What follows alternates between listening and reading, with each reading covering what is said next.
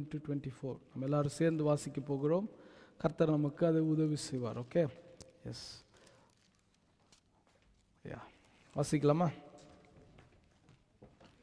அவர்கள் எல்லாரும் ஒன்றாயிருக்கவும், பிதாவே, நீர் என்னை அனுப்பினதை உலகம் விசுவாசிக்கிறதற்காக நீர் என்னிலேயும் நான் உம்மிலேயும் இருக்கிறது போல அவர்கள் எல்லாரும் நம்மில் ஒன்றாயிருக்கும் வேண்டிக் கொள்ளுகிறேன். நாம் ஒன்றாயிருக்கிறது போல அவர்களும் ஒன்றாயிருக்கும்படி நீர் எனக்கு தந்த மகிமையை நான் அவர்களுக்கு கொடுத்தேன். ஒருமைப்பாட்டில் அவர்கள் தேறினவர்களாக இருக்கும்படிக்கும் என்னை நீர் அனுப்பினதையும் நீர் என்னில் அன்பாயிருக்கிறது போல அவர்களிலும் அன்பாயிருக்கிறதையும் உலகம் அறியும்படிக்கும் நான் அவர்களிலும் நீர் என்னிலும் இருக்கும்படி வேண்டிக் கொள்ளுகிறேன். பிதாவே, உலக தோற்றத்திற்கு முன் நீர் என்னில் அன்பாயிருந்தபடியினால் நீர் எனக்கு தந்த என்னுடைய மகிமையை நீர் எனக்கு தந்தவர்கள் காணும்படியாக நான் எங்கே இருக்கிறேனோ அங்கே அவர்களும் என்னுடனே கூட இருக்க விரும்புகிறேன். பிதாவே, உலக தோற்றத்திற்கு முன் நீர் என்னில் அன்பாயிருந்தபடியினால். ஆமென். தலைகளை தாழ்த்தி தேவனோட சமூகத்தில் ஒப்பு கொடுக்கலாம். ஆண்டவரே, என்னோடு கூட பேசுங்க என்று சொல்லி ஆண்டவரிடத்தில் கேளுங்க. அவர் பேசுகிற தெய்வம், அவர் பேசாதவர் அல்ல. யார் வாஞ்சையாக விருப்பமோ, whosoever eager to listen, to hear, to turn to God and God speaks to them. ஆண்டவர் அவர்களிடத்தில் பேச விருப்பமாக இருக்கிறார். எல்லாரும் கண்களை மூடி தலைகளை தாழ்த்தி ஆண்டவரிடத்தில் ஒரு சின்ன ஒரு ஜெபத்தோடு கூட வருவோம். பரலோக தகப்பனே, எங்களை வெறுமையாக தாழ்த்துகிறோம். உங்கள் சமூகத்தில் எங்களை வெறுமையாக ஒப்பு கொடுக்கிறோம். ராஜா, கர்த்தர் நீர் பெரியவர், நீர் போதுமானவர். உங்கள் கரத்தில் எங்களை வெறுமையாய் தாழ்த்துகிறோம். நாங்கள் ஏறெடுத்த துதி பலிகளை சுகந்த வாசனையாக நீங்கள் நுகர்ந்து கொண்டீங்க. இப்பொழுதும் எல்லாவற்றுக்கும் மேலாக சகல பிரஸ்தாபங்களுக்கும் மேலாக நீர் மகிமைப்படுத்தின வார்த்தைக்காக எங்களை ஒப்பு கொடுக்கிறோம். அப்பா தகப்பனே, உங்கள் வார்த்தையை எங்களுக்குள்ளே உருவாக்கும், அப்பா சீர்படுத்தும், எங்களை பெரியவர்களாக்கும் என்று எங்களை வெறுமையாக தாழ்த்துகிறோம். உங்கள் பாதத்தில் எங்களை ஒப்பு கொடுக்கிறோம். கர்த்தர் நீரே பெரியவராயிருந்து நடத்துங்க, ஆசீர்வதிங்க. அடியனை மறைத்து எல்லா கட்டுப்பாட்டையும் எடுத்துக்கொள்ளுங்க. ரட்சகரும் மீட்பருமா இருக்கிற இயேசு கிறிஸ்துவின் இன்ப நாமத்தில் பிதாவே, ஆமென், ஆமென், ஆமென். Thank you. God bless you all. அமர்ந்து கொள்ளுங்க. அல்லேலூயா. கர்த்தர் நல்லவர். ஆமென். கர்த்தர் போதுமானவர். முக்கியமான நாளில் மறந்துடுறீங்க. அன்றைக்கி அவர் வந்தார், அன்றைக்கி நீங்கள்லாம் மறந்துட்டீங்க. அன்றைக்கி உங்ககிட்ட கேட்க வேண்டியதாச்சு. என்றைக்கு நம்ம ஊழியத்தை நம்ம ஒரு ப்ராக்ரஸ் ரிப்போர்ட் கொடுக்குறோமோ அன்றைக்கி ஃபெயில் ஆகிட்டீங்க. நீங்கள் ஃபெயில் ஆனது இல்லாமல் என்னையும் ஃபெயில் ஆக்கிட்டீங்க. கர்த்தர் நல்லவர். கர்த்தர் உங்களை ஆசீர்வதிப்பார். Yes, thank you. அல்லேலூயா. உங்கள் மத்தியில் நான் மறுபடியுமாக ஆண்டோட ஊழியத்தை செய்கிறதில் நான் சந்தோஷப்படுறேன். இந்த வருஷத்தில் எனக்கு புது பெலன் தருவார் என்று நான் நம்புகிறேன். ஆமென். அல்லேலூயா. இந்த ஆண்டு கர்த்தர் நமக்கு கொடுத்திருக்கிற வாக்குத்தத்தம் என்ன? வெளிச்சத்தின் ஆண்டு என்று சொல்றார். உன் சூரியன் உனக்கு இனி ஒளி கொடுக்காது, உன் சந்திரன் உனக்கு ஒளி கொடுக்காமல் போனாலும் கர்த்தர் என்னவா இருக்கிறாரா? நித்திய வெளிச்சமாக இருக்கிறாரா? நித்தியம்னா உங்களுக்கு தெரியும், எவர் லாஸ்டிங்.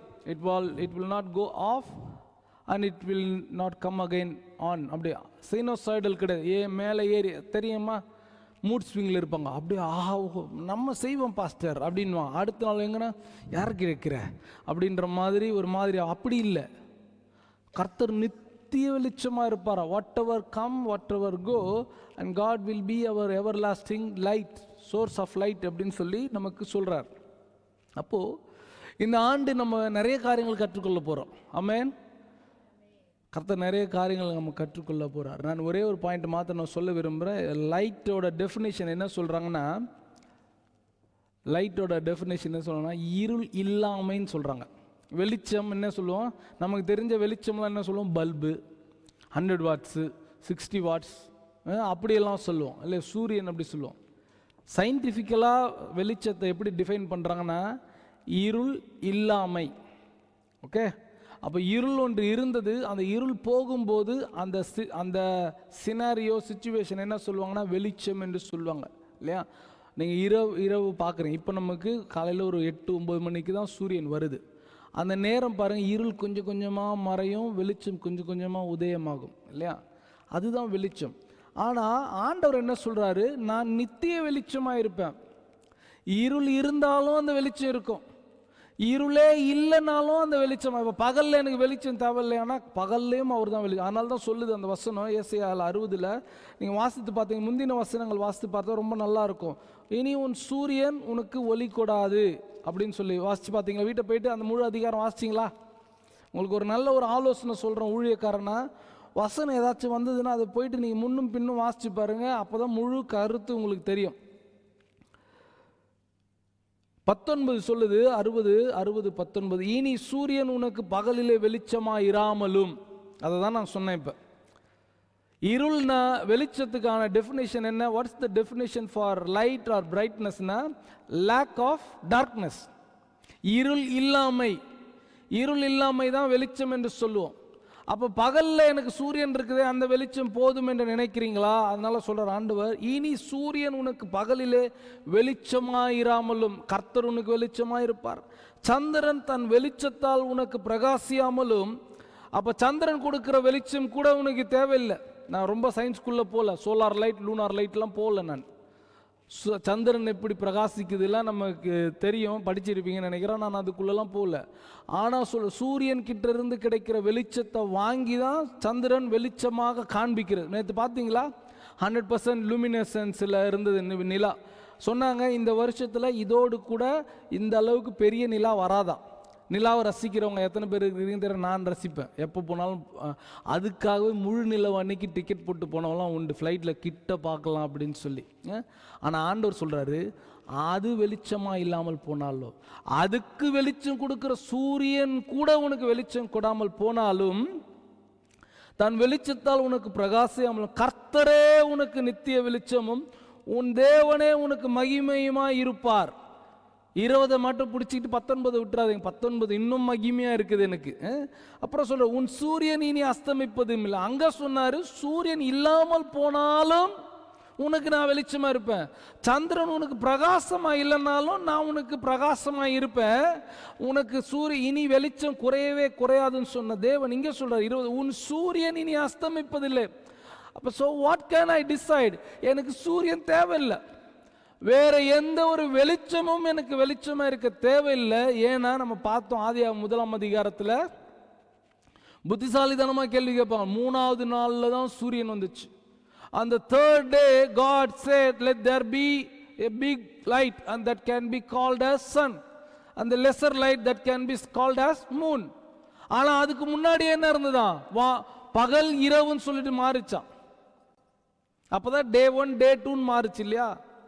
அப்போ கர்த்தர் தான் நமக்கு நித்திய வெளிச்சமாக இருக்கிறார். உன் சூரியன் இனி அஸ்தமிப்பதும் இல்லை, உன் சந்திரன் மறைவதும் இல்லை, கர்த்தரே உனக்கு நித்திய வெளிச்சமாக. எல்லாரும் சொல்லுங்க, கர்த்தரே எனக்கு நித்திய வெளிச்சமாக இருப்பார், என் துக்க நாட்கள் முடிந்து போகும். ஹல்லேலூயா, ஹல்லேலூயா. ஆண்டவர் எவ்வளோ நல்லவர் இல்லையா? அதனால தான் சொல்ற, கர்த்தர் நல்லவர், உங்களை சொல்ல வைக்கிற கர்த்தர் போதுமானவர். ஆமென், ஹல்லேலூயா, ஹல்லேலூயா. இந்த ஆண்டு நம்ம நிறைய காரியங்களை வெளிச்சத்தை பார்க்க போகிறோம். அநேக காரியங்களை நம்ம இது என் வாழ்க்கையில் இருந்துகிட்டே போயிடுச்சு, பழகிடுச்சு, இப்படி தான் இருக்கும் என்று நினைத்த காரியங்கள் எல்லாம் கர்த்தர் இந்த ஆண்டு மாற்றத்தை வெளிச்சத்தை கொண்டு வரப்போகிறார். ஆமென், ஹல்லேலூயா. புதுசாக நீங்கள் பார்க்க போகிறீங்க. ஹல்லேலூயா. புதுசாக நீங்கள் பார்க்க போகிறீங்க, புதிய காரியங்கள் புது கண்ணோட்டத்தோடு கூட பார்க்க போகிறீங்க. இது இப்படி தானே இருந்தது அப்படின்னு சொல்லி நினைக்கிற காரியங்கள் எல்லாம் கர்த்தர் உங்களுக்கு புதுமையாக மாற்றப் போகிறார். ஆமென், ஹல்லேலூயா. இனி நீங்கள் பாட்டு பாடும்போது சந்தோஷமாக, போதுமானவரே புதுமையானவர், அது ஒரு சோக பாட்டாவே நம்ம பாட ஆரம்பிச்சிட்டோம் இல்லை, சந்தோஷமாக பாடுவீங்க. போதுமானவர் அவர், புதுமையானவர் அவர், நம்முடைய வாழ்க்கையில் எல்லாவற்றுக்கும் மேன்மையானவராக இருக்க போகிறார். அல்லேலூயா. அதே போல் உங்களுக்கு எத்தனை பேருக்கு ஞாபகம் இருக்குன்னு தெரியல, வருஷத்தை நம்ம எப்படி துவங்குவோம்னா நம்முடைய திருச்சபையில், அது நான் அவரிடத்துல கற்றுக்கொண்டு அங்கே செய்கிறாங்களான்னு எனக்கு தெரியல, ஆனால் அது எனக்கு ரொம்ப விருப்பமானதாகவும் தேவையானதாகவும் இருக்குது. நம்முடைய திருச்சபைக்கு தரிசனம் இருக்குது. எத்தனை பேருக்கு தெரியும்? என்ன தரிசனம்? ஐக்கியம், சுவிசேஷம், தேசங்கள். அந்த ஐக்கியத்தை நம்ம இன்னும் கொஞ்சம் மாடுலேட்டடாக என்ன சொல்கிறோம்? ஒரு மனம் என்று சொல்கிறோம். இந்த ஒரு மனத்தில் நமக்கு ஒரு வெளிச்சம் வேண்டும். மிக மிக அவசியமான ஒரு காரியம் ஒன்னஸ். இங்கே நம்ம 2 டீமாக பிரிஞ்சிட்டோம்னு வச்சுக்கோங்களேன், நம்ம எவ்வளோ பெரிய காரியம், அற்புதத்தை, அதிசயத்தை நிறைவேற்றினாலும் இங்கே என்ன நடக்காது? ஒன்றுமே நடக்காது. தேவன் எங்கே இருக்கிறாரோ அங்கே ஐக்கியம் உண்டு. நமக்குள்ள பிரிவினை இருக்குன்னா நம்ம இடத்துல யார் இல்லை? தேவன் இல்லை. வெளிச்சத்தோட டெஃபினேஷன் என்ன சொன்ன? இருள் இல்லாமை தான் வெளிச்சம். அதே போல் பிரிவினை இருக்குமானால் அங்கே தேவன் இல்லை என்று அர்த்தம். புரியுதுங்களா?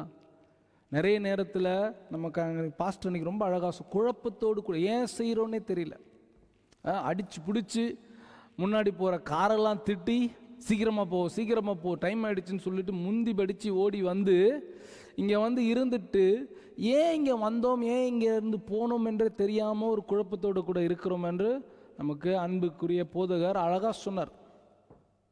குழப்பத்தோடு கூட இருக்கிறோம். அதே போல் இன்றைக்கு சபையில் பிரிவினை வருகிறது. எனக்கும் இன்னொரு பிரதருக்கும், எனக்கும் இன்னொரு சிஸ்டருக்கும் வருகிற டிவிஷன் ஏன் வருதுன்னே தெரியாமல் குழப்பத்தோடு கூட வந்து அவங்களோடு கூடவே பக்கத்தில் ஆரம்பித்து எனக்கு கழுத்து ஃபாஸ்ட்டாக திருப்பி வரல அப்படின்னு ஒரு திருப்பி பிரைஸ் லார்ட் சொன்னால் பல்ல கடிச்சிட்டு பிரைஸ் லார்ட் சொல்லி சரி காட் பிளஸ் யூ சொல்லி பார்த்துருக்குறீங்களா? அந்த காட் பிளஸ் யூவில் ஆண்டவரே ஷாக்கர் காட் பிளஸ் யூ அப்படின்வாங்க, பல்லு கடிச்சு சொல்லுவாங்க. சிலரோட டெக்ஸ்டில் அந்த லாஸ்ட் லைனில் காட் பிளஸ் யூ இருக்கும். அந்த காட் யாருன்னு எனக்கு தெரியாது, அது என்ன பிளஸ்ஸிங்னு எனக்கு தெரியாது. காட் பிளஸ் யூ எல்லாம் திட்டிட்டு காட் பிளஸ் யூன்னு முடிப்பாங்க. கர்த்தர் உங்களை ஆசீர்வதிப்பார். நமக்கு அந்த குழப்பம் இருக்குது. இந்த ஒருமனத்தை குறித்து நமக்கு இன்றைக்கு ஒரு வெளிச்சம் வரணும். நம்ம ஏன் ஆண்டவரை இங்கே ஒரு மனதாக வந்து கூடுறோம் என்கிற அந்த வெளிச்சம் வர வேண்டும். இந்த வெளிச்சம் வந்துருச்சுன்னா அந்த இருள் போயிடும். அது எந்த இருள்? நானும் அவங்களும் வேற,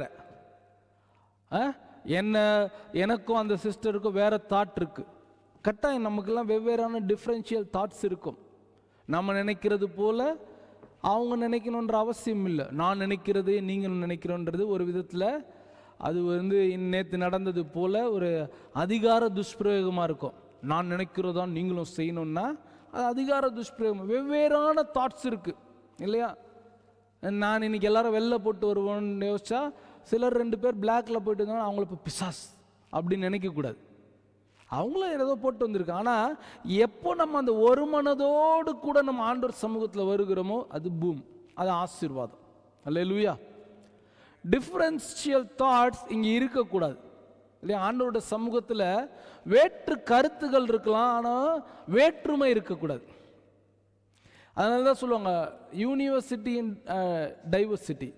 ஒன்றா எல்லாரும் வேற்றுமையில் ஒற்றுமை இருக்கணும். இன்னைக்கு உலகத்தார் அதை கண்டுபிடிச்சிட்டாங்க.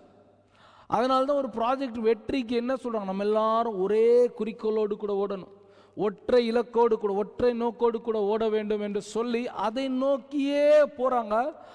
அது அடைந்த உடனே கொண்டாடுறாங்க. நீங்கள் ராக்கெட் லான்ச்லாம் பார்த்துருக்குறீங்களா? 10, 9, 8, 7, 6, 5, 4, 3, 2, 1 உடனே அது மேலே போன உடனே எல்லாரும் சொந்தம். யோசிச்சு பாருங்களேன், ஒரு ப்ராஜெக்ட் நடத்துகிறாங்க. ஒரு ராக்கெட் மேலே ஒரு ஏவுகணை இல்லை, ஒரு விண்வெளிக்கு அனுப்ப போகிற செயற்கைக்கோள் சேட்டலைட் அனுப்ப போகிறாங்க. அதுதான் மேலே போயிட்டு லான்ச் ஆகி கொஞ்சம் கொஞ்சமாக உடையுது.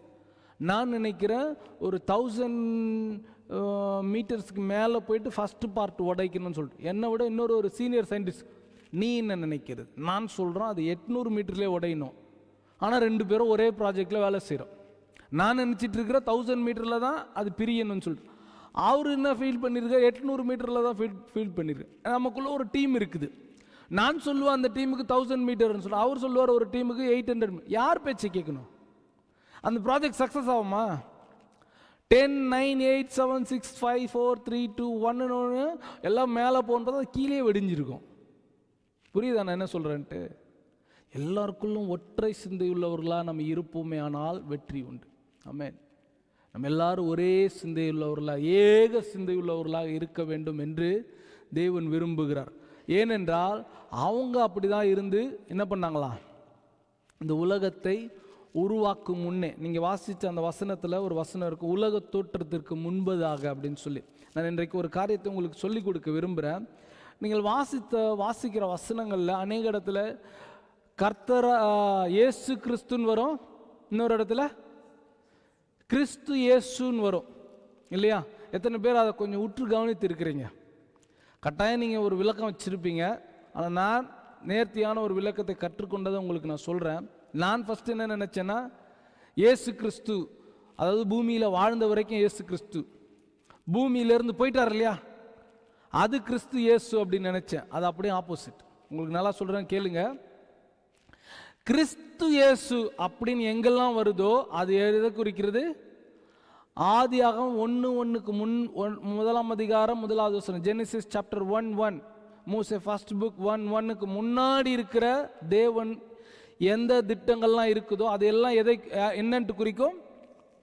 கிறிஸ்து இயேசு, கிரைஸ்ட் ஜீசஸ் என்று குறிக்கும். இப்ப பூமியில பிறந்துட்டார், மரியாளுக்கு பிறந்துட்டார், தெய்வ குமாரனா தான் பிறந்தார், தேவகுமாரனா பிறந்தார். பிறந்து வளர்ந்து 33.5 ஆண்டுகள் 33 years he served the world, he did ministries and he laid for death and he rose on the third day. மூன்றாம் நாள் உயிரோடு எழுந்தார். 40 நாள் இங்கு சுத்தினார், பரமேறிட்டார். இது எல்லாமே எதை குறிக்கும்? இயேசு கிறிஸ்து. நீங்க இந்த கண்ணோட்டத்தை வச்சு நீங்க வேதத்தை வாசிச்சு பார்த்தீங்கன்னா நான் சொல்ற வெளிச்சத்தை பார்ப்பீங்க. பூம், வெளிச்சத்தை பார்ப்பீங்க. உலக தோற்றத்திற்கு முன்னதாக செய்யப்படுகிற எல்லா திட்டமும் எதை குறிக்கும்? கிறிஸ்து இயேசுவை குறிக்கும். ஆமாவா இல்லைங்களா? உலக தோற்றத்திற்கு முன்பதாகவே அடிக்கப்படும்படியாக தெரிந்தெடுக்கப்பட்ட தேவ ஆட்டுக்குட்டி. Before the world he was chosen to slain as the lamb. அவர் அடிக்கப்படும் உலக தோற்றத்துக்கு முன்பாக. நம்ம நினைக்க தேவையில்ல ஆதாம் பாவம் செய்ததுனால தான் அவர் இறங்கி வர வேண்டியதா இருந்து இல்லை. அவர் இறங்கி வர வேண்டியது அனாதி திட்டமா இருந்தது. ஆனால் வேற காரியம், ஆனால் அடிக்கப்பட வேண்டும் என்று அவர் தீர்மானிக்கப்பட்டிருந்தார். ஆனால் இந்த தீர்மானம் அவர்களுக்குள்ளாக எப்படி ஏற்படுத்தப்பட்டது? அதுதான் உங்களுக்கு தெரியும். ரொம்ப சிம்பிளான ஒரு காரியத்தை தான் நான் உங்களுக்கு இடத்துல பேசிக்கொண்டு இருக்கிறேன். ஆவியானவர் இன்னும் தெளிவடைய செய்வார். ஏசாயா புஸ்தகத்தில் நம்ம வாசித்து இருக்கிறோம் இல்லையா? யார் என் காரியமாய் போவான்? வாசித்திருக்கிறீங்களா? யார் என்னுடைய காரியமாய் போவான் என்று அவங்களுக்குள்ள ஒரு சம்பாஷணை வந்த. இந்த சம்பாஷணை எப்படி சொல்லுவாங்கன்னா, ஒரு தெய்வீகமான உலக தோற்றத்திற்கு முன்பதாக உண்டான ஒரு சம்பாஷணை என்று சொல்லுவாங்க. This conversation when God says who will go for me, who will go on my behalf என்று ஒரு சம்பாஷணை ஒன்று, ஒரு சின்ன ஒரு டிஸ்கஷன் ஒன்று வருது. எடுத்தவங்க வாசிங்க அந்த வசனத்தை. யார் என்னுடைய காரியமாய் போவான் என்று சொன்னபோது இயேசு கிறிஸ்து என்ன சொன்னாரா? I will go. எனக்கு ஒரு சரீரத்தை உண்டு பண்ணி கொடுங்க, நான் போவேன் என்று சொன்னாராம். இந்த சம்பாஷணை எதை குறிக்கிறதுன்னு ஆதியாகமம் 1ஆம் அதிகாரம் 26, 27 இருக்கு பாருங்களேன். அந்த சம்பாஷணைக்கு ஈக்குவலாக இருக்கும். நான் நிறைய பைபிள் வேர்ஸ் கோட் பண்ணுறேன்ட்டு குழம்ப வேண்டாம், எழுதி கூட அப்புறமா வாசிக்கலாம். ஆதியாகமம் ஜெனிசிஸ் சாப்டர் 1, மோசே ஃபர்ஸ்ட் புக் 26-27. அதில் இன்னொரு யாராவது ஏசாயால எடுங்க 26 சொல்லு. பின்பு தேவன் நமது சாயலாகும் நமது ரூபத்தின்படியையும் மனுஷனை உண்டாக்குவோமாக, அவர்கள் சமுத்திரத்தின் மச்சங்களையும் ஆகாயத்து பறவைகளையும் மிருக ஜீவன்களையும் பூமியை அனைத்தையும் பூமியின் மேல் ஊறும் சகல பிராணிகளையும் ஆளக்கடவர்கள் என்றார். எப்படி ஆளக்கடவர்கள்? அவங்க நமது சாயலாகும் நமது சாயலாகவும் நமது ரூபத்தின்படியையும் மனுஷனை உண்டாக்கும். இன்னைக்கு நிறைய பேர் சொல்றாங்க ட்ரினிட்டின்ற வேர்டு வேதாகமத்தில் இல்லை, அப்போ அது ஒரு cult. No, don't fall for it. நம்முடைய தேவன் திரித்துவ தேவமாக இருக்கிறார். ஆனால் நீங்கள் ஆராய போனீங்கன்னா அதில் ஃபெயில் ஆகிடுவீங்க. நம்முடைய தேவன் ஒரே தேவன், மெய்யான ஒரே தெய்வம், அவரையும் அவருடைய குமாரனையும் அறிகிறது நித்திய ஒரே தேவனான்னு கேட்டால் ஆமான்னு சொல்லுவோம். அப்போ பிதா குமாரன் பரிசுத்த ஆவியானவர் இருக்கிறாருன்னு சொன்னால் அதுக்கும் ஆமான்னு சொல்லுவோம். நீங்கள் அதிகமாக விளக்கப்படுத்தலாம் தேவையில்லை. நீங்கள் விசுவாசிங்க, பிதாவாகிய தேவன், குமாரனாகிய தேவன், கிறிஸ்து, பரிசுத்த ஆவியானவர் தேவன் நமக்காக இருக்கிறார். ஓகே, அதில் நமக்கு எந்த குழப்பமும் அடைய தேவையில்லை. அந்த குழப்புகிற காரியங்கள் திருச்சபையில் வேண்டவும் வேண்டாம். அதை நம்ம விசுவாசிக்கிறோம், அதை நம்புவோம். இந்த வார்த்தை இல்லவே இல்லைன்னு சொல்லுவாங்க. அவர் அதுக்கு அடையாளம் நமது சாயலாகும் நமது ரூபத்தின் படியே. அதே போல நம்ம வாசிச்ச யோவான் 17ஆம் அதிகாரம், நாம் ஒன்றாயிருக்கிறது போல. சொல்லுங்க, நாம் ஒன்றாயிருக்கிறது போல. தேவனுக்கே அந்த ஒன்னஸ் தேவைப்பட்டதா இருந்தது. உலகத்தை உருவாக்குகிறதுக்கு, உலகத்தை வெற்றியாக செய்து முடிக்கிறதற்கு ஒரு மனம் தேவைப்பட்டது. அப்படி அவங்களுக்கே அந்த ஒரு மனப்பட்டதுனால தான் இந்த காரியங்கள் உருவானது என்றால், இந்த பூமியில் திருச்சபையில் நமக்கு ஒரு மனம் தேவையா தேவையில்லையா? எவ்வளவு தேவையாக இருக்கிறது. இந்த ஒரு மனம் என்கிறதுல நம்ம வெளிச்சம் அடைய வேண்டும். இன்றைக்கு ஆண்டவர் சொன்னார், அவரை என்ன சொன்னாங்க, இயேசு கிறிஸ்துவை இவன் பெயல்செபூலின் தலைவன், பிசாசுகளின் தலைவன் சொன்னாங்க. அப்போ இயேசு கிறிஸ்து அவங்களுக்கு என்ன பதில் சொன்னார்? ராஜ்யம் ரெண்டு பட்டா எப்படி வெற்றியாய் முடியும்? தேவனுடைய ராஜ்யத்தையும் பிசாசுனுடைய ராஜ்யம் என்று சொல்லப்படுகிறதையும் இவங்க என்ன சொல்றாங்க? இவர் தான் அவங்களோட தலைவன் சொன்னாங்க. எத்தனை பேருக்கு புரியுது நான் சொல்றது? இவர் யார்? இயேசு அற்புதங்கள்லாம் செய்ய போன உடனே இவன் பிசாசுகளோட தலைவன் சொல்லிட்டு இயேசு மேல குற்றம் சாட்டு வச்சாங்க. அவர் நிறைய குற்றச்சாட்டுகளுக்கு நேரடியான பதில் சொல்ல மாட்டார். ஆனால் இதுக்கு என்ன சொல்றாரு? நேரடியான ஒரு பதில் சொல்றாரு. ரெண்டு ராஜ்யமா இருக்குது, அப்படி ரெண்டு ராஜ்யம் பிரிந்திருந்தா அவனோட நோக்கத்தை எப்படி செயல்படுத்த முடியும்? புரியுதா? அதே போல திருச்சபையில் ரெண்டா பிரிஞ்சிட்டீங்கன்னா, ரெண்டு சகோதரிகள் இருக்கிறீங்க, ரெண்டா பிரிஞ்சிட்டீங்கன்னா நீங்க எப்படி தேவனுடைய ராஜ்யத்தை நிறைவேற்ற முடியும்? புரியுதா? நான் வேற, அவங்க வேற, அவங்கள மாதிரிலாம் நான் இருக்க மாட்டேன். உங்களை எல்லாமே வரவேற்கிறோம். உங்களோட டிஃபரன்ஷியல் தாட் எல்லாம் இங்கே கொண்டு வந்து, ஆண்டவரே உமது ராஜ்யத்துக்காக, உமது குமாரனாகிய இயேசு கிறிஸ்துவோட அரசாட்சி வருகைக்காக நான் என்னை வெறுமையாக்குகிறேன், நான் என்னோட சகோதரனோடு கூட ஐக்கியப்படுறேன். அல்லேலூயா. அதே போல் அவங்களும் சொல்லணும், உமது ராஜ்யத்துக்காக, உமது அரசாவைக்காக நான் வேற சிந்தையா இருக்கிறேன், ஆனால் கிறிஸ்து வருகைக்காக, கிறிஸ்துவனுடைய மனவாட்டி சபைக்காக என்னை நான் இதில் ஐக்கியப்படுத்துகிறேன். எத்தனை பேருக்கு புரியுது? இந்த ஒன்னஸ் இருந்தாதான் என்ன ஆகும்? ஆண்டவரால் இங்கே அரசாள முடியும். until then God cannot do nothing.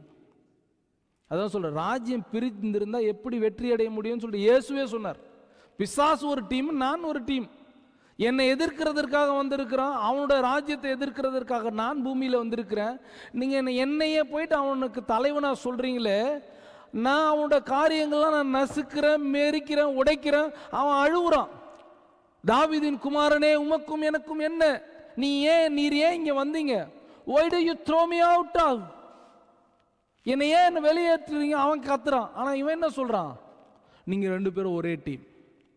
அப்போ இயேசு கேட்டார், ரெண்டு பேரும் ஒரே டீமாக வேறு வேறு டீமாக இருக்கிறோம், நாங்கள் எப்படி ஒரே காரியத்தை செயல்படுத்த முடியும்? இன்னைக்கு ஆண்டவருக்கு சேலஞ்ச் பண்ணிட்டு நாங்கள் ஒன்றா இருக்க சொல்லும் போது பாருங்கள், ஆடுவோம் பாடுவோம் கொண்டாடுவோம்னு பாட்டெல்லாம் இருக்கும். இதை செய்யுங்கன்னா செய்ய மாட்டோம். இதை நீங்கள் ரெண்டு பேரும் சேர்ந்து செய்யுங்கன்னா செய்ய மாட்டோம். ரெண்டு பேரும் சேர்ந்து இங்கே ஆராதிக்க முடியாத போது இங்கே நம்ம இடத்துல என்ன நடக்கும்? முதல்ல ஒரு குற்றம் நடந்தது தெரியுமா? அதான் நடக்கும். God is speaking deep. First ஒரு ஆராதனைக்கு போகிறாங்க. வேதத்தில் ரெஜிஸ்டரான ஒரு ஆராதனை, ஒரு ரெண்டு அண்ணன் தம்பி. இல்லையா? நீங்கள் எத்தனை பேர்? அண்ணன் தம்பி 4 பேருன்னுவாங்க. அந்த இது இல்லை. அண்ணன் ஒருத்தர், தம்பி ஒருத்தர், ரெண்டு பேரும் அவங்கவுங்க காணிக்கை எடுத்துகிட்டு போகிறாங்க. முதல்ல ஆராதிக்க போகிறாங்க. ஆனால் ஆராதிக்க போகும்போதே ரெண்டு பேருக்கு ஒரு டிஃப்ரென்ஸ் வந்துருச்சு. ரெண்டு பேரும் அவங்கவுங்களோட காரியத்தில் டிஃப்ரென்ஷியலாக கொண்டு வராங்க. ஆனால் கொண்டு போன இடத்துல ஒருமனப்படாமல் டிஃப்ரென்ஸ் ஆகிட்டாங்க. புரியுதா நான் என்ன சொல்கிறேன்ட்டு? ஒருத்தர் என்ன கொண்டு வந்தார்? கொழுமையும் செழுமையுமானது, முதன்மையானதை கொண்டு வந்தார், ஆபேல். ஆனால் அவங்களுடைய அண்ணன் என்ன பண்ணுறாரு? சூத்த கத்திரிக்காய்கள் இல்லை, don't go for Sunday school, இதுக்குள்ளே போயிடாதீங்க, கர்த்தருக்குன்று முதன்மையானதை கொண்டு வரல. நான் உங்களுக்கு அதை காண்பித்தேன், வேத வசனங்களோடு கூட நான் காண்பித்தேன். நம்ம சிலதெல்லாம் காரியங்களை நினைத்து பார்த்து தப்பாக நினைச்சு கற்பனைக்குள்ளே வேறு இடத்துலலாம் போயிடக்கூடாது, நினைச்சு பார்க்கணும். ஆதாம் கேட்டிருப்பார், இவங்க ரெண்டு பேரும் நல்லா வளர்ந்து வராங்க, காயினும் ஆபேலும் வளர்ந்து வராங்க. அப்பா ஆண்டவரை நாங்கள் எப்படி பிரியப்படுத்துறது அப்படின்ட்டு கேட்குறப்போ அவர் சொல்லியிருப்பார், நீங்கள் ஆண்டவரை ஹானர் காட், கனப்படுத்துங்க. நானும் உங்களோட தாயும் கனப்படுத்த மறந்துட்டோம். we didn't honor God. how to honor God? just obey what he says. அவர் என்ன சொல்றாரு அது செய்யுங்க. ஆண்டவர் என்ன சொன்னாரு? இந்த தோட்டத்தின் நடுவில் இருக்கிற இந்த ட்ரீல இருக்கிறது மாத்திரம் சாப்பிடாதீங்கன்னு சொன்னாரா? எல்லாம் சாப்பிடுங்க, இதை மாத்திரம் சாப்பிடாதீங்கன்னு சொன்னார். இப்போ த வெரி டே எப்பவுமே இவங்க அந்த மரத்தை பார்த்து நடக்கும்போது என்ன கர்த்தர் சொன்னார், இந்த மரத்தை பார்த்து சாப்பிட, ஐ ஹானர் ஹிம், நான் இதை சாப்பிட மாட்டேன், கடந்து போவாங்க. மாலையில் அங்கிருந்து நடந்து வருவாங்க, வந்து பார்க்கும்போது, இந்த மரத்தை பார்க்கும்போது சொல்லுவாங்க, இந்த மரத்தின் கனியை புசிக்க வேண்டாம் என்று என் தேவன் சொன்னார், நான் அதை கனம் பண்றேன், அவரை கனம் பண்றேன்னா சாப்பிட மாட்டேன். அண்ட் ஒன் ஃபைன் டே ஒருத்தர் வந்து என்ன சொன்னார், இது சாப்பிடும் நாளிலே சாவீர்களோ, இதை சாப்பிடும் நாளிலே தேவர்களை போல ஆவீங்க. இந்த போல எல்லாம் கவனமா இருக்கணும் எப்பவுமே. இதை சாப்பிடும் நாளில் தேவர்களை போல மாறுவீங்கன்னு சொன்னோன்னா அந்த அம்மா எடுத்து சாப்பிட்டுருச்சு. அதான் சொன்னார் ஊழியக்காரன், குழப்பம், நான் ஆல்ரெடி தேவனா இருக்கிறேன்றதை மறந்து போயிட்டு அந்த ட்ராப்ல விழுந்து சாபம் வந்துருச்சு. அப்போ ஆதாம் சொல்லியிருப்பார், நாங்கள் we failed to honor God, நாங்கள் ஆண்டவரை கனப்படுத்த தவறிட்டோம், நீங்க இப்போ கனப்படுத்துங்க. அப்போ அவர் சொல்லி கொடுத்துருவார் எப்படி கனப்படுத்துறது. அவருக்கு முதன்மையானது கொடுங்க, அவருக்கு செழுமையானது கொடுங்க. இல்லாட்டி அப்படி சொல்லி கொடுக்காம அது செய்திருந்தா அது தவறா மாறிடும். எத்தனை பேர் என் கூட இருக்கிறீங்க? இல்லாட்டி நம்ம இன்னைக்கு நம்மளுக்குள்ளே இன்னைக்கு பிரிவு, நான் ஆதாம் கட்சி, நான் ஆபேல் கட்சி, நான் காயின் கட்சின்ட்டு பிரிஞ்சவங்களாம் இருக்கிறாங்க. காயின் பாவம், அவருக்கு எப்படி தெரியும் அந்த காணிக்கை அப்படி செலுத்தணும் என்று சொல்லி கொடுத்துருப்பாங்க. ஆபேல் என்ன பண்றான், he went in, he chose. அது காயின் ஆபேலுக்கான அர்த்தம்லாம் வேற வேற. காயின் வந்து செழுமையானவன், பேர்ல ரிச் மேன். ஆபேல் வந்து குறைவுள்ளவன், இவனோட பேர். அந்த குறைவுல சிறந்த, நான் காணிக்க தசம பாகத்தை பத்தி பேசல, என்ன please don't misunderstand me. குறைவுள்ளவன், ஆனால் அந்த குறைவுல முதன்மையானதை செழுமையானதை ஆண்டவர் கொண்டு வந்து கொடுக்குறான். ரெண்டு பேரும் ஆராதனைக்கு போறாங்க. ஒருத்தரோட காணிக்கை அங்கீகரிக்கப்படுது, ஒருத்தரோட காணிக்கை அங்கீகரிக்கப்படுது. இன்னைக்கும் கூட ரெண்டு பேராய் வந்து பிரிவினையோடு கூட ஆராதிக்கிற நாம அந்த ஆராதனையை we are representing. காயினும் ஆபேலும் செய்த அதே ஆராதனையை தான் இன்றைக்கு நம்ம செய்து கொண்டிருக்கிறோம். ஆவியானவர் எங்கே உண்டோ அங்கே விடுதலை உண்டு. இன்னொன்று சொல்ல, ஒரு மனம் எங்கே உண்டோ அங்கே ஆவியானவர் உண்டு. இன்னைக்கு நம்ம திருச்சபையில் ஒரு மனம் இல்லாமல் நம்ம ஆண்டவரை மகிமைப்படுத்தவும் முடியாது, கனப்படுத்தவும் முடியாது, நான் ஆண்டவரை ஆராதிக்கிறேன் என்று நினைக்கவும் முடியாது. நம்ம எல்லாரும் ஏக சிந்தை உள்ளவர்களாய் வர வேண்டும். இன்னைக்கு நிறைய டிஃப்ரென்ஸ் இருக்குது. நான் இதை செய்ய மாட்டேன், நீ சொல்கிறதெல்லாம் நான் செய்ய மாட்டேன், என் காதால் நான் கேட்டிருக்கிறேன், இப்போவும் நான் கேட்குறேன், நீ சொல்லு நான் வேற செய்வேன். இல்லை, நான் நிறைய நேரம் இப்போ வாய் மூடுறதே அதுக்கு தான். நம்ம சொல்லி ஏன் அதுக்கு வேற ஒரு கருத்து வரணும். அதனால தான் நேற்று நான் சொன்னேன், ஆவியானவர் நம்ம அறிந்து கொள்ளணும், வெளிச்சத்தை நம்ம அறிந்து கொள்ளணும். நம்ம நேற்று தினத்தில் உபவாச கூட்டத்தில் பார்த்தா பரிசுத்த ஆவியானவர் பார்த்துக்கொள்வார். பரிசுத்த ஆவியை நான் போயிட்டு ஏதாச்சும் சரி பண்ணுறேன்னு பேசாத, நெகட்டிவாக பேசாதீங்க, அவர் பார்த்துக்கொள்வார். அப்போ இங்கே ஒரு மனதோடு கூட இங்கே ஆவியானவருக்கு ஆராதனை செலுத்த வந்தால்தான் அங்கே ஆவியானவர் மகிமைப்படுவார், இல்லையா? இன்னைக்கு உங்களுக்குள்ள ஒரு இப்போ பேசுகிற நேரத்திலே உங்களுக்குள்ள அவங்க தானே அநீதி, அவங்க தான், உண்மையாக சொல்கிறேன், அவங்க தானே தப்பு செய்கிறாங்க, நம்முடைய உண்மையாகவே அவங்க தப்பாக கூட செய்யட்டும், தப்பு தான் செய்கிறாங்க, தப்புக்கு உடந்தையாக இருக்கிறதா, அமைதியாக இருங்க, கர்த்தர் பார்த்து கொள்வாருன்ட்டு ஆராதிக்க ஆரம்பிங்க. அதனால தான் இப்போ நான் சொன்னேன், மைக்கு கூவுச்சு உடனே என்ன சொன்னேன், அதெல்லாம் விட்டுடு, நீ பாட்டு துதி, மற்றது ஆண்டவர் பார்த்துப்பார். நான் நம்புறது அதுதான். இது அப்படி, அது ஒரு செகண்டில் நம்ம டிஃப்ரென்ஸ் வந்துடும், ஒரு செகண்டில் ஒரு பிரிவினை வந்துடும். இன்னைக்கு ஊழியத்துக்கு போகிறவங்க மத்தியில் என்ன ஆச்சுன்னா, அதனால தான் அரசியல் காரியங்களாம் அங்கே பேசக்கூடாது சொல்லுவாங்க. ஏன்னா எனக்கு ஒரு ஏ டைப் ஐடியாலஜி பிடிக்கும், உங்களுக்கு பி டைப் ஐடியாலஜி பிடிக்கும். ஆனால் நான் சொல்லக்கூடாது, நாங்கள் ஒரு 10 பேர் ஊழியத்துக்கு போயிருக்கிறோம் வச்சுப்போமே, ஒரு ஃபார் எக்ஸாம்பிள், நான் சொல்லக்கூடாது என்னோட ஐடியாலஜி இதுதான் என் ஐடியாலஜி, நீங்களும் அதை தான் ஃபாலோ பண்ணணும்னு சொல்லக்கூடாது. உடனே ரெண்டாக பிரிஞ்சிடும். அங்கே போயிட்டு என்ன ஊழியம் பண்ணியிருப்போம்? அந்த ஊழியம் வெற்றியாக இருக்கும்னு நினைக்கிறீங்களா? It's a failure, planned failure, costliest failure.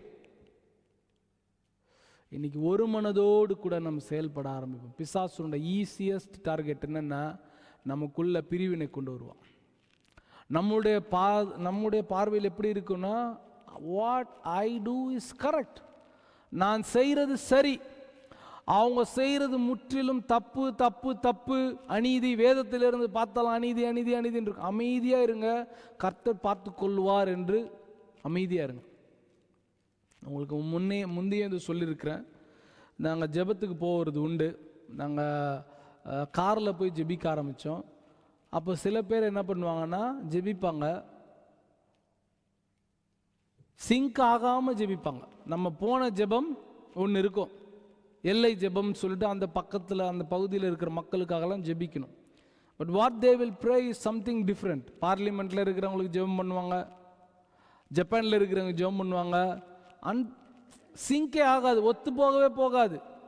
அதனால ஒரு சில பேர் என்ன சொன்னாங்க, நாங்கள் அந்த ஜெபத்துக்கு வரல, எங்களால் அந்த ஜெபத்தில் இணைய முடியல. ஆனால் நானும் இன்னொருத்தரும் என்ன பண்ணோம், அந்த ஜெபத்தில் கடைசி வரைக்கும் போகணும், ஒருமனப்படுவோம். இங்கே ஒரு சபைக்கு வாங்க, இங்கே யாராவது ஒரு காரியத்தை செய்கிறாங்கன்னா அதில் நீங்கள் ஒருமனப்படுங்க, அதனோட ஆசீர்வாதத்தை நீங்கள் பார்ப்பீங்க. இதுதான் இருக்குது. இந்த காரியத்தில் நம்ம ஒருமனப்படுவோம் என்று சொல்லி பாருங்கள், அது உங்களுக்கு ஆசீர்வாதமாக இருக்கும். எடுத்தீங்களா அந்த வசனம்? ஏசாயால வாசி 6ஆம் அதிகாரம் 8வது வசனம் வாசிங்க.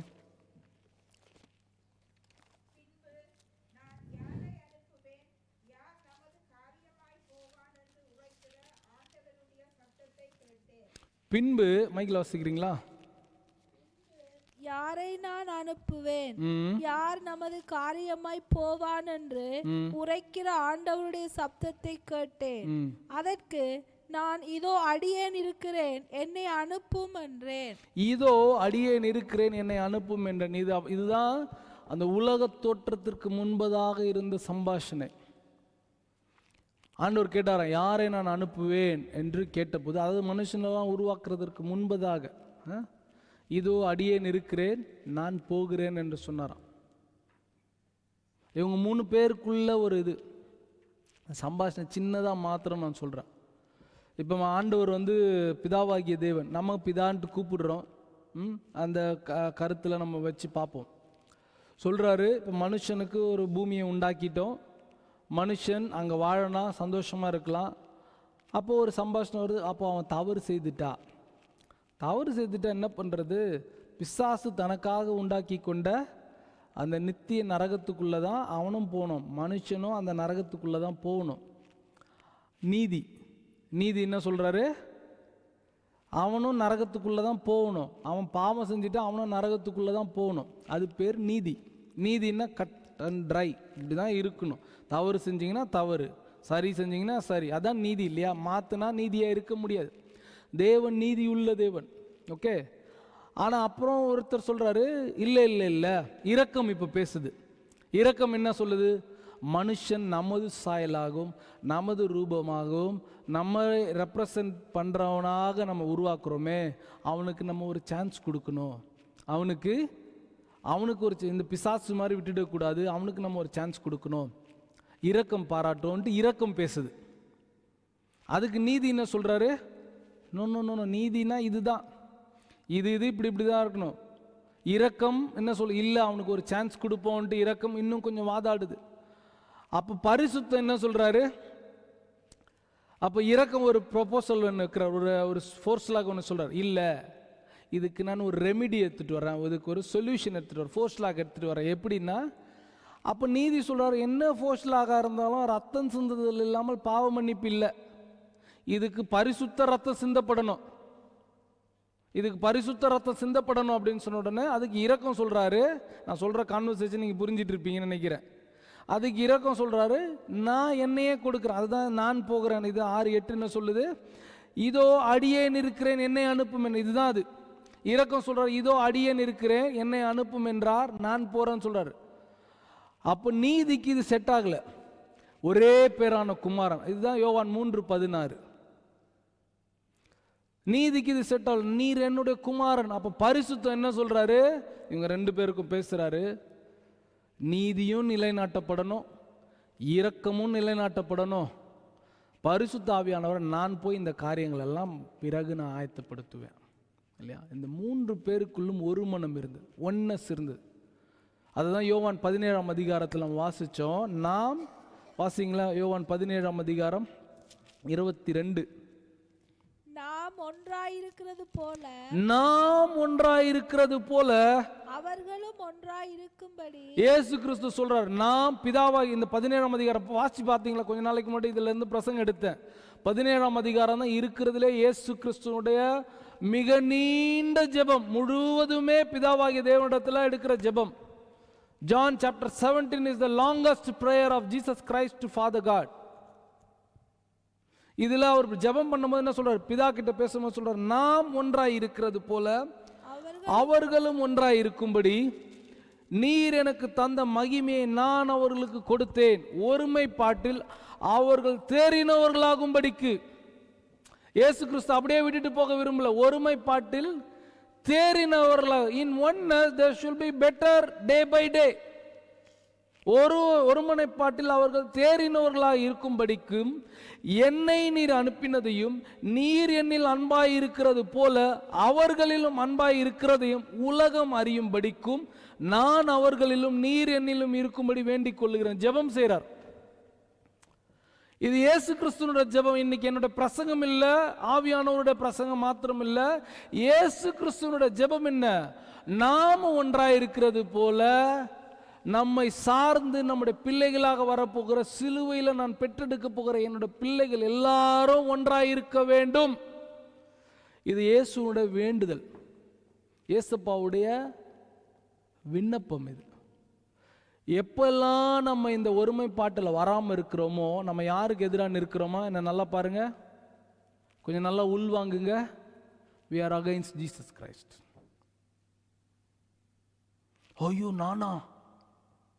நான் அந்த பாட்டு மட்டும் பாடுவேன், எனக்காக சிலுவையில் மரித்தீர், நான் செய்த பாவங்கள்னால கைகளில் கால்கள் ஆணிகள், பாட்டு மட்டும் பாடுவான் ஆண்டவரே, ஆனால் எனக்கும் உமக்கும் விரோதம் இல்லை அப்படின்னு நம்ம நினச்சிட்டு இருக்கிறோம்.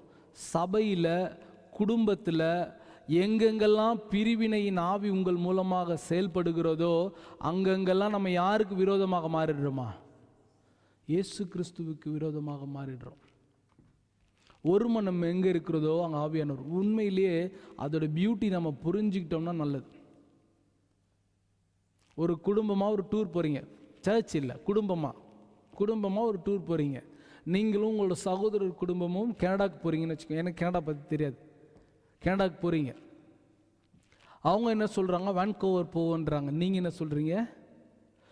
நான் வந்ததே, இவ்வளோ செலவு பண்ணி வந்ததே நயாகரா ஃபால்ஸ் பார்க்குறதுக்கு தான், இன்னும் 3 நாள் தான் இருக்குது. அவங்க சொல்ல வான்கூவர் போவேன். அது என்ன போயிட்டு நதியை போய் பார்த்துட்டு நார்வேல பார்க்காததா, இங்கேயே பார்க்க போகிறீங்க. அவங்க சொல்கிறாங்க சிட்டி நார்வேல இன்னும் வளரல, அங்கே போயிட்டு அரசியல்லாம் பேசி நார்வே இன்னும் வளரணும் அப்படிலாம் பேசி 2ஆக பிரிஞ்சு. ஆனால் போகும்போது எப்படி போனாங்க? அவங்க சந்தோஷமாக இருந்திருப்பாங்கன்னு நினைக்கிறீங்களா? இன்னைக்கு திருச்சபையிலையும் அதான் நடந்துட்டுருக்கு.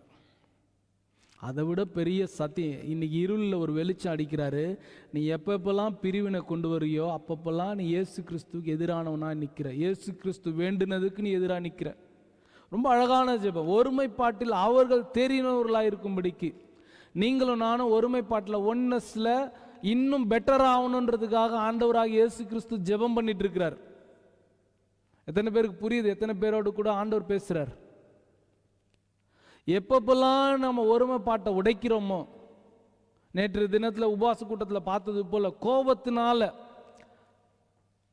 நான் பக்தி உள்ளவன் என்று கருதியும் எனக்கு கோபம் இருக்குதுன்னா, என் நாவை அடக்க முடியலன்னா என்னோட பக்தி வீணாக இருக்கும். இந்த நாவுனால நான் ஒருமைப்பாட்டை உடைக்கிறேன். நான் உங்களுக்கு சொல்கிறேன், நல்லா ஜெபிங்க ஆண்டவர் சமூகத்தில் போயிட்டு, ஆண்டவரை என் நிமித்தமாக என் சபையில் எந்த இடரிலும் வரக்கூடாது, ஜெபிச்சுட்டு வாங்க. I should not be used as a tool by the Satan to spoil the oneness. என்னை ஒரு கருவியாக பிசாசு பயன்படுத்த முடியாதபடிக்கு கூர்மையும் பலனுள்ள ஆயுதமாக என்னை பயன்படுத்துங்கன்னு சொல்லிட்டு ஜெபத்தில் வாங்க. நான் போயிட்டு எல்லாரிடத்துல ஒன்றா இருக்கணும், நான் அவங்க கூட போய் ஒன்றா சேர்ந்துக்கணும். ஜெபிச்சுட்டு வாங்க. பிசாசு உங்களை தொட முடியாதபடிக்கு வல்னரபுளாக இருங்க. இன்றைக்கி நிறைய நேரம் பிசாசு நமக்குள்ளே தான் கொஞ்சம் கேப் எடுத்துட்டு அப்படி கொஞ்சம் விலகுறோம், உள்ளே பூந்துடுறோம். உள்ளே பூந்து நல்லா பார்த்துருக்குறீங்களா? எல்லாரும் குழம்பிடுவாங்க. 1-2 டீம் ஆகிடுவாங்க, இல்லாட்டி 2-3 டீம் ஆகிடுவாங்க. தேவையில்லாததெல்லாம் பேசியிருப்ப பார்த்துக்கோங்க. சின்ன சாப்பாட்டு காரியத்துக்கு பிரிவினை வந்துடும். அப்புறம் கேட்ட சாப்பாடெல்லாம் ஒரு இதுவா, அது ஒரு 2 நிமிஷம் முன்னாடி யோசிச்சிருக்கலாமே. இதெல்லாம் என்ன, இதெல்லாம் பிச்சை காசு அப்படின்வாங்க. அது ஒரு 2 நிமிஷத்துக்கு முன்னாடி யோசிச்சிருக்கலாமே. நமக்கே தெரியாத சொல்கிறான் ஊழியக்கார குழப்பம், நமக்கே தெரியும் ஏன் செய்கிறோன்னு சொல்லி. இன்றைக்கி அந்த வெளிச்சம் வரணும். என் நிமித்தமாக எந்த இடரலும் வரக்கூடாது. இயேசு கிறிஸ்து சொன்னார், இடரல் உண்டாகாமல் இருப்பது கூடாத காரியம், ஆனால் யாரால் உண்டாகுதோ அவனுக்கு மாலை போடுங்க, தாளம் போடுங்க, டான்ஸ் ஆடுங்கன்னு சொன்னாரா? அவனுக்கு ஐயோ. இடரல் உண்டாகுமா? எங்க குமாரர்கள் எங்க ஒன்னா இருக்கிறாங்க நினைக்கிறாங்களோ அந்த இடத்துல அவனை வந்து இப்ப எங்க யோபனோட புஸ்தகத்துல பாக்குறோமா இல்லையா?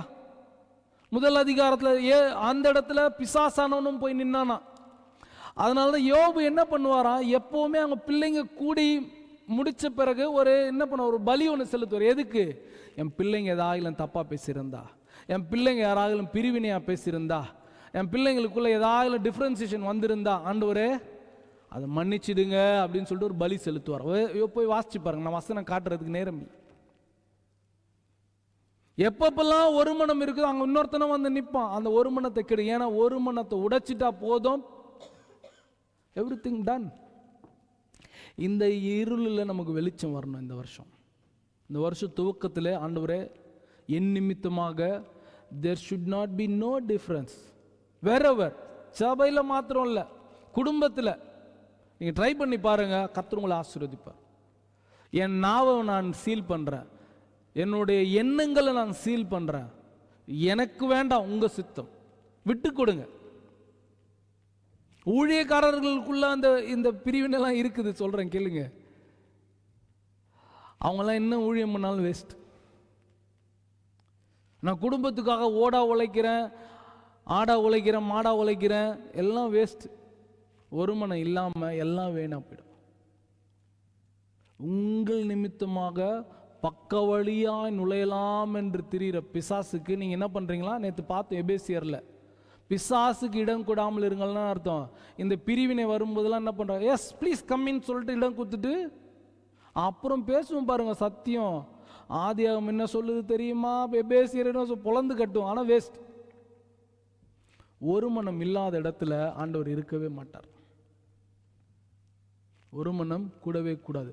நம்மளோட தரிசனத்துக்கு தேவையான ஒரு வசனம் தெரியுமா? எத்தனை பேருக்கு எபேசியரில் நம்மளோட தரிசனம் ஐக்கியத்துக்கு அடிச்சூடாக கொடுக்கப்பட்ட வசனம், இதை சார்ந்து தான் நம்மளுடைய ஐக்கியத்தோட வசனம் இருக்குது. எபேசியருக்கு எழுதின நிருபம் 2ஆம் அதிகாரம் 20வது வசனம் 21வது வசனம். அப்போஸ்தலர் தீர்க்கதரிசிகள் என்பவர்களுடைய அஸ்திபாரத்தின் மேல் கட்டப்பட்டவர்களுமாய் இருக்கிறீர்கள். அஸ்திபாரத்தின் மேல் கட்டப்பட்டவர்களுமாய் இருக்கிறீர்கள். அதற்கு இயேசு கிறிஸ்து தாமே மூளைக்கல்லாய் இருக்கிறார். இந்த கான்செப்ட் கொஞ்சம் நல்லா புரிஞ்சுக்கோங்க. மூளைக்கல்லா இருக்க சென்டர் கார்னர் ஸ்டோன், இப்படி ஒரு கல் வச்சிருக்கிறாருன்னு வச்சுக்கோங்களேன்.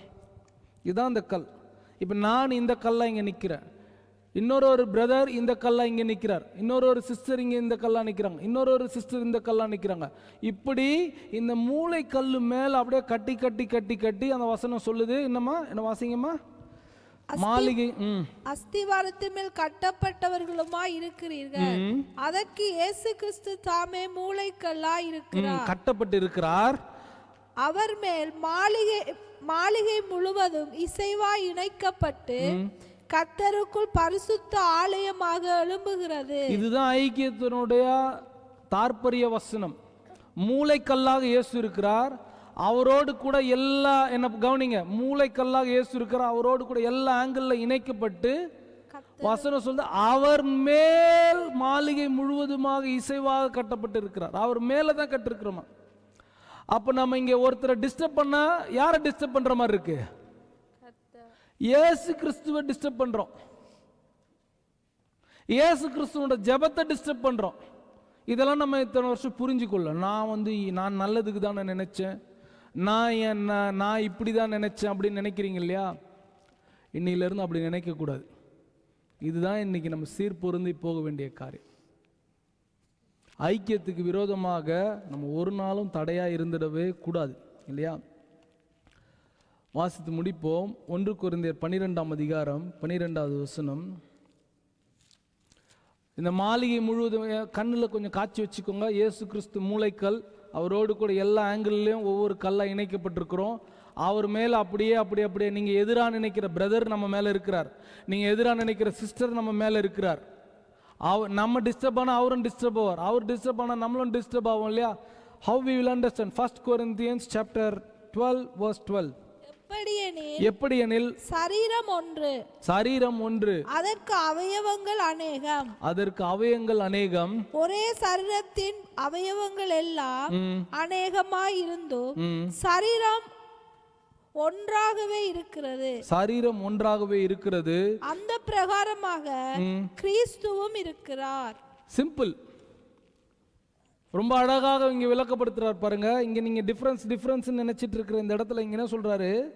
எப்படி எனில் சரீரம் ஒன்று, there is only one body, அதற்கு அவயங்கள் அநேகம். இங்க பார்த்துருக்கீங்களா? கை இருக்கா? 2 கை இருக்கா? 2 கால் இருக்கா? 2 கண் இருக்கு, மூக்கு இருக்குது, வாய் இருக்குது, காது இருக்குது, 2 காது இருக்குது, எல்லாமே இருக்குது. எல்லாமே இருந்தாதான் ஒரு கம்ப்ளீட் பாடி. ஆனால் சரீரம் ஒன்று, அதற்கு அவயங்கள் அநேகம். ஒரே சரீரத்தின் அவயங்கள் எல்லாம் அநேகமாய் இருந்தும் சரீரம் ஒன்றாய் இருக்கிறது. அந்த பிரகாரமாக கிறிஸ்துவும் இருக்கிறார். இப்போ நீங்க சொல்லிட முடியாது, எனக்கு இந்த கை மாத்திரம் போதும், எனக்கு அந்த சிஸ்டர் வேணாம், அந்த சிஸ்டர் இன்னொரு கையா இருக்கிறாங்க. Can you be a complete body? Complete ஆகாத பாடி எதை குறிக்குது? இயேசுவும் கம்ப்ளீட் ஆகலை என்று குறிக்கிறோம். எனக்கு கை இருந்தால் போதும், எனக்கு விரல்களே வேண்டாம். சின்ன விரல்கள் எதுக்கு? அதுவும் இந்த சுண்டு விரல் ரொம்ப சின்னதாக இருக்குது, தேவையே இல்லை. அவங்க என்ன பண்ணிட போகிறாங்க சர்ச்சில்? they are not doing nothing. ஆனால் இந்த விரலை எடுத்துட்டா கிரிப்பு கம்மியாயிடும். சரி வேணாம், இந்த விரல்லாம் வேணாம், பரவாயில்ல இருந்துட்டு போடும். இந்த நகை கண்களே எனக்கு வேண்டாம். எப்படி இருக்கும்? ஜெயிலில் இருந்துட்டு வந்த மாதிரி இருக்கும். ஆனால் இப்போ சிரிக்கிறீங்க, யார் வேணான்னு சொல்கிறது? நீங்கள் தான் வேணான்னு சொல்கிறீங்க. எனக்கு தேவையில்லை, அவங்க சொல்கிறதெல்லாம் எனக்கு வேண்டாம். அந்த இருள் நம்மளை விட்டு போகணும். சரீரம் ஒன்று தான். நீங்கள் தொடர்ந்து வாசித்து பார்த்தீங்கன்னா அநேகம் இருக்குது. 19 அவையெல்லாம் ஒரே அவயமாக இருந்தால் சரீரம் எங்கே? ரொம்ப அழகாக சொல்கிறார். இதை மட்டும் வாசிப்போம். 13 சொல்லுது, நாம் யூதராயினும் கிரேக்கராயினும் அடிமைகளாயினும். 1 Corinthians chapter 12 verse 13 நான் வாசிக்கிறேன், ஃபாலோ பண்ணுங்க. நாம் யூதராயினும் கிரேக்கராயினும் அடிமைகளாயினும் சுயாதீனராயினும் எல்லாரும் ஒரே ஆவியினாலே ஒரே சரீரத்துக்குள்ளாக ஞானஸ்நானம் பண்ணப்பட்டு எல்லாரும் ஒரே ஆவிக்குள்ளாகவே தாகம் தீர்க்கப்பட்டோம். சரீரமும் ஒரே அவயமாய் இராமல் அநேக அவயங்களாய் இருக்கிறது. காலானது நான் கையாயிராதபடினாலே நான் சரீரத்தின் அவயம் அல்லவென்றால் அதனால அது சரீரத்தின் அவயமாயிராதோ? காதானது நான் கண்ணாயிராதபடியினாலே நான் சரீரத்தின் அவயம் அல்லவென்றால் அதனால அது சரீரத்தின் அவயமாயிராதோ? சரீரம் முழுவதும் கண்ணானால் செவி எங்கே? எப்படி கொஞ்சம் யோசிச்சு பாருங்க. உங்க கண்ணு, உங்க பாடி ஃபுல்லா கண்ணு புள்ளி புள்ளியா கருப்பு கருப்பா வெள்ளை வெள்ளையா இருக்குது. நினைச்சு பார்த்தா எப்படி இருக்கு? ஏஞ்சல்ஸ் தான் அப்படி இருக்கும். நீங்க நினைச்சு வைக்கிறீங்க அழகா இருக்கு ஏஞ்சலுக்கு தான் சட்டை ஃபுல்லா கண்ணா இருக்கும். ஆனா கொஞ்சம் யோசிச்சு பாருங்க. காதானது நான் கண்ணாயிராதபடினாலே நான் சரீரத்தின் அவயம் அல்லவென்றால் அதனாலே அது சரீரத்தின் அவயமாய் இராதோ? சரீரம் முழுவதும் கண்ணானால் செவி எங்கே? அது முழுவதும் செவியானால் மோப்பம் எங்கே? மூக்கு எங்கே? தேவன் தமது சித்தத்தின்படி அவயங்கள் ஒவ்வொன்றையும் சரீரத்திலே வைத்தார். புரியுதா? அவருடைய சித்தத்தின்படி தான் இந்த டீம் கொடுத்திருக்கிறார், இந்த ஃபேமிலி நமக்கு கொடுத்திருக்கிறார். அவையெல்லாம் ஒரே அவயமாய் இருந்தால் சரீரம் எங்கே?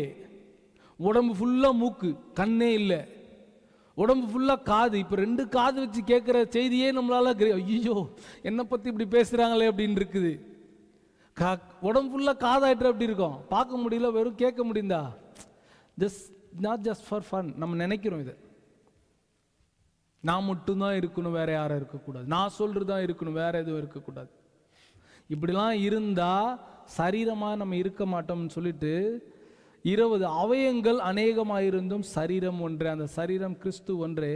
கண்ணானது கையை பார்த்து நீ எனக்கு வேண்டுவதில்லை என்றும் தலையானது கால்களை நோக்கி நீங்கள் எனக்கு வேண்டுவதில்லை என்றும் சொல்லக்கூடாது. சரீர அவயங்களில் பலவீனம் உள்ளவைகளாய் காணப்படுகிறவைகளே மிகவும் வேண்டியவைகளாய் இருக்கிறது. கர்த்தர் உங்களோடு கூட பேசுகிறார். மிக பலவீனமாக இருக்கிறவைகளே தேவையானதாக இருக்கிறது. மேலும் சரீர அவயங்களில் கனவீனமாய் காணப்படுகிறவைகளுக்கு அதிக கனத்தை கொடுக்கிறோம். நம்மில் லட்சணம் இல்லாதவைகளை அதிக அலங்காரம் பெறும். நம்மில் லட்சணம் உள்ளவைகளுக்கு அலங்கரிப்பு வேண்டியதில்லை. புரியுதுங்களா? கிறிஸ்து இயேசு கூட நம்ம ஒவ்வொருத்தராக இணைக்கப்பட்டிருக்கிறோம். நம்புறீங்களா? நீங்க வேணான்ட்டு உதறி தள்ளி இருக்கிற சிஸ்டரோட கையை தான் ஆண்டவர் பிடிச்சிருக்கிறார். கவனிங்க. இவங்கெல்லாம் எதுக்கு? இவங்க பேசுறதெல்லாம் நான் கேட்க மாட்டேன். இவங்க எனக்கு பாடுனாலே பிடிக்காது, இவங்க பேசுனாலே எனக்கு பிடிக்காது, இவங்க எடுத்துட்டு வந்தா நான் சாப்பிட மாட்டேன். ஹலோ, இவங்க எடுத்துட்டு வந்தா நான் சாப்பிட மாட்டேன். இதெல்லாம் எங்க இருக்குது? சபையில் இருக்குது. அப்படிலாம் இருந்து நம்ம என்ன பண்ணோம்? கையை உயர்த்தி ஆராதிப்போம். அப்படி உயர்த்தி ஆரம்பிக்கிறோம். அல்லேலூயான்னு அல்லேலூயான்னு சத்தமா துதிக்கிறது. ஆனா அவங்க எனக்கு வேண்டாம், இவங்க எனக்கு வேண்டாம், இது எனக்கு வேண்டாம், அது எனக்கு வேண்டாம்னு சொல்லிட்டு சொல்ற நாம யாருக்கு அவலட்சணமா இருக்கிறோமா? சரீரம் கிறிஸ்துவ சபைக்கு அவலட்சணமாக இருக்கிறோம். அவர் ஜெபம் பண்ணார் 17ஆம் அதிகாரத்தில், நாம் ஒன்றாய் இருக்கிறது போல அவர்கள் ஒருமைப்பாட்டில் தேறினவர்களாக இருக்கும்படிக்கு ஜெபம் பண்ணியிருக்கிறார்.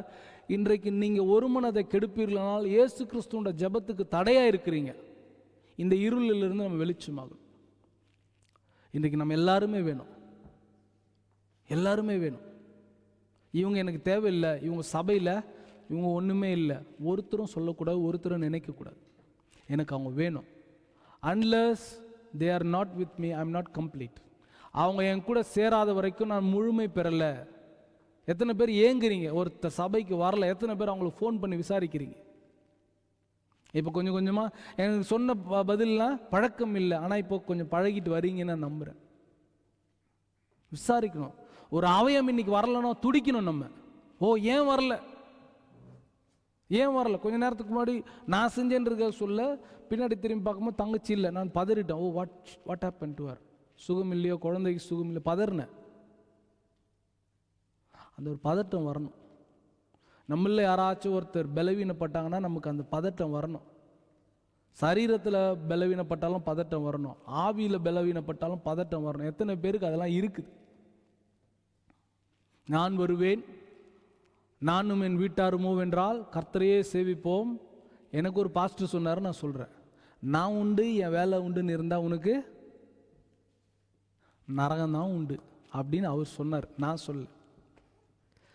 உங்களோட அவயங்களை குறித்து எப்போவுமே கவனம் உள்ளவங்களா இருங்க. உங்கள் அவயங்கள் யாருன்னா, நீங்கள் எதிர்க்கிற சிஸ்டர், நீங்கள் வேணான்னு சொல்கிற பிரதர், அவரோட தாட்ஸே அவரெல்லாம் வேஸ்ட்டுங்க, ஒரு மாதிரி பழமையான ஆளுங்க அவரெல்லாம் சரி, அவரையும் ஆண்டவர் விரும்புகிறார். இந்த ஆள் அப்படியே துள்ளி குதிப்பான், இந்த ஆள்லாம் வச்சுட்டு ஒன்றுமே பண்ணவே முடியாது, அவரையும் ஆண்டவர் விரும்புகிறார். இதெல்லாம் சேர்ந்து கிறிஸ்து இயேசு என்கிற மூளைக்கல் மேலே இசைவாக இணைக்கப்பட்டு மாளிகை முழுவதும் எழும்பி இருக்கிறார். அதுதான் ஒரு மனம். புரியுதுங்களா? இன்னைக்கு ஒரு மனப்படாமல் ஆண்டவரை நான் ஆராதிக்கிறேன், துதிக்கிறேன், அந்நிய பாஷை பேசுகிறேன், அக்கினி இறக்குறேன், யூஸ்லெஸ். இந்த இருள் நமக்கு மாறணும். அவரோடு கூட இப்போ நம்ம அவரோடு கூட அந்த பந்தியில் நம்ம ஐக்கியப்பட போகிறோம். இந்த பந்தியில் நம்ம ஐக்கியப்படாமல் அந்த பந்தியில் நம்மளால் ஐக்கியப்படக்கூடாதுன்னு சொல்கிறார். நான் இங்கே ஒருத்தர்கிட்ட எனக்கு கோபமா, இங்கே ஒருத்தர்கிட்ட எனக்கு டிஷும், ஆனால் அவர்கிட்ட அப்போ ஆண்டவரே நான் உமது சரீரம்னா ஆண்டவர் சொல்ல, நீ ஃபஸ்ட்டு தள்ளி நில்லுன்னுவார். எந்த நிற்போமா? ஒரு ஜெபம் ஜெபிக்க போகிற, ஆண்டவரே நான் இந்த சபைக்கு வந்த புதுசில் ஒரு ஜெபம் உங்களுக்கு சொல்லி கொடுத்தேன், ஆனால் நீங்கள் எனக்கு என்ன ஆலோசனை கொடுத்தீங்க? அதெல்லாம் வேணாம், ஒருத்தர் கைப்பிடிச்சு போய் ஜெபம் பண்ணுவோம் அப்படின்னு சொன்னேன். நான் உங்களுக்கு யாருக்கு கசப்போ அவங்களிடத்துல போயிட்டு ஜெபம் பண்ணுங்கன்னு நான் சொன்னேன். எனக்கு நீங்கள் கொடுத்த ஆலோசனை என்ன? அதெல்லாம் இங்கே ட்ரை பண்ணாதீங்க. நீங்கள் அடுத்த ஆண்டவருக்கே சொல்லுவீங்க, இப்போ ஐக்கியெல்லாம் இங்கே ட்ரை பண்ணாதீங்க, ஆண்டவரே ஜெபம் பண்ணுறீங்களா? உங்களோட இருதயத்தை தாழ்த்தி, அப்பா என் நிமித்தமாக நான் கசப்பு உண்டாக்கி இருக்கிறேன், என் நிமித்தமாக அநேக பிரதர் அநேக சிஸ்டருக்கு நான் வடு உண்டாக்கி இருக்கிறேன், நான் சில பேருக்கு சொன்ன வார்த்தையினால அவங்க காயப்பட்டிருக்கிறாங்க, சில பேருக்கு சொன்ன காரியங்கள்னால அவங்க துக்கப்பட்டிருக்கிறாங்க, என்ன தயவாக மன்னிங்க, என்ன தயவாக மன்னிங்க என்று கேட்பீங்களா? ஒரே ஒரு நிமிஷம் ஜெபிங்க. எனக்கும் அவங்களுக்கு டிஃப்ரென்ஸ் இருந்திருக்குது. காயினும் ஆபேலும் வெவ்வேறான காணிக்கை எடுத்துகிட்டு போனாங்க. ஆனால் அங்கே ஒருமனப்பட்டிருந்தாங்கன்னா நல்லா இருந்திருக்கும். ஆனால் காயின் அங்கே ஒருமனப்படவே இல்லை. இன்றைக்கு நாமும் கூட இங்கே ஒருமனப்படாமல் பலி செலுத்தி போகிறதுல பிரயோஜனமே இல்லை. கர்த்தர் நம்மளுடைய பலிகளில் விருப்பம் இல்லாதவராக இருக்கிறார். அவரோடு கூட நம்ம ஒருமனப்பட போகிறோம். கொஞ்சம் உங்களுடைய இருதயத்திலிருந்து ஒப்பு கொடுத்து, ஆண்டவரே என்னை மன்னிங்க, இந்த வருஷம் எனக்கு இந்த வெளிச்சம் வேணும்ப்பா, ஒருமன பாட்டில் எனக்கு ஒரு வெளிச்சம் வரணும்ப்பா, எனக்குள்ளே இருக்கிற இந்த இருள் போகட்டும், என் நிமித்தமாக இடரல் வராதபடிக்கு எனக்கு உதவி செய்யுங்க. இயேசு கிறிஸ்து ஜெபித்த ஜெபத்துக்கு நான் தடையாக இருந்திருக்கிறேன்ப்பா தகப்பனே, என்னை மன்னிங்க, என்னை மன்னிங்க, என்னை மன்னிங்கப்பா தகப்பனே என்று கேட்போம். நாம் ஒருவராயிருக்கிறது போல இவர்களும் ஒற்றுமையில ஒரு மனதில் தேறினவர்களாக இருக்கும்படிக்கு நான் அவர்களுக்காக வேண்டிக் கொள்ளுகிறேன் என்று இயேசு கிறிஸ்து ஜெபித்தாரே, அந்த ஜெபத்துக்கு நான் தடையா இருந்திருக்கிறேன். நமக்கு அநேக வருஷம் இது இருளாவே இருந்திருக்கு. கர்த்தர் இந்த வருஷத்துல வெளிச்சம் கொடுக்கிறார். எப்பப்பெல்லாம் நம்ம ஒருமனப்பாட்டை நம்ம உடைக்கிறோமோ, எப்பப்பெல்லாம் நாங்கள் சபையில ஒருமனத்தை குலைக்கிறோமோ, எப்பப்பெல்லாம் குடும்பத்தில் ஒருமனத்தை பிரிக்கிறோமோ, அதுல இயேசு பிரியமில்லாது இருக்கிறார். இயேசு பிரியமில்லை, அந்த மாளிகையே நம்ம டிஸ்டர்ப் பண்றோம். அதை கர்த்தர் இன்றைக்கு நமக்கு வெளிச்சத்தை கொடுக்கிறார். எல்லாரும் சொல்லுவோம், நானும் என் வீட்டாரும் மாத்திரம் இல்ல, நானும் என் சபையாருமோ வென்றால் கர்த்தரையே சேவிப்போம். நானும் என் சபையாருமோ என்றால் நாங்கள் கர்த்தரையே சேவிப்போம். ஹல்லேலூயா. ஒரு மனதோடு கூட வருகிறோம், ஒரு மனதோடு கூட வருகிறோம். ஒரு மனம் திரும்புதலோடு கூட நம்ம பந்தியில் ஒருமனப்பட போகிறோம். கிறிஸ்துவனுடைய சரீரத்தில், கிறிஸ்துவனுடைய ரத்தத்தில் நம்ம இப்போ ஒருமனப்பட போகிறோம்.